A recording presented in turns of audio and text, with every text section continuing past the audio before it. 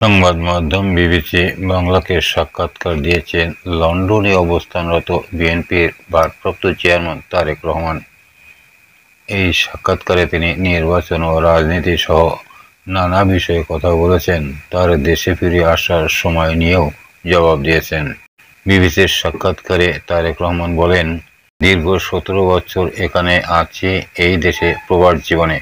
তবে আমার উপরে যখন দলের দায়িত্ব এসে পড়েছে, তারপর থেকে আমি গ্রামগঞ্জে আমার নেতাকর্মী সহ তাদের সঙ্গে বিভিন্ন পর্যায়ে সাধারণ মানুষ যখন যেভাবে অংশগ্রহণ করেছে, আমি সকলের সঙ্গে কথা বলেছি।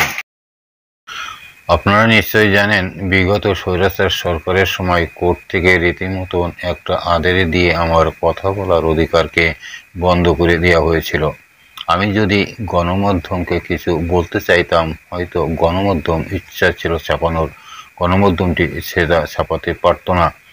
আমি একবার প্রেস ক্লাবে কথা বলেছিলাম, তখন পরের দিন দেখলাম যে প্রেস ক্লাবে তখনকার সেই প্রেস ক্লাবের যারা সদস্য ছিলেন বা কমিটি ছিল, তারা একটি মিটিং ডেকে একটি সভা করে সিদ্ধান্ত নেয় যে তারা তখন আমাকে আইনের দৃষ্টিতে ফেরারি বলা হয়েছিল যে সেরকম কোনো ব্যক্তিকে তারা প্রেস ক্লাবে কথা বলতে দেবেন না। এভাবে তারা চেষ্টা করেছিল আমার কথা বন্ধ করে রাখতে।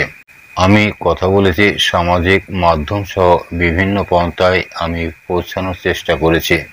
আমি ইনশাল্লাহ পৌঁছেছি মানুষের কাছে।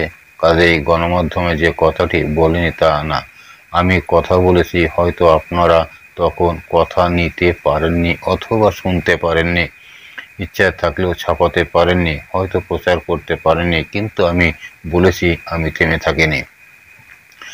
রাজনীতি যখন করি, আমি একজন রাজনৈতিক কর্মী হিসেবে স্বাভাবিক নির্বাচনের সাথে রাজনৈতিক দল, রাজনৈতিক কর্মীর একটি ওতপ্রোত সম্পর্ক।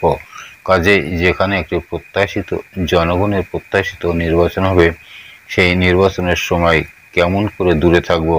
আমি তো আমার সর্বোচ্চ চেষ্টা থাকবে, ইচ্ছা থাকবে, আগ্রহ থাকবে সেই প্রত্যাশিত নির্বাচন জনগণ চাইছে। সেই প্রত্যাশিত নির্বাচন যখন অনুষ্ঠিত হবে, জনগণ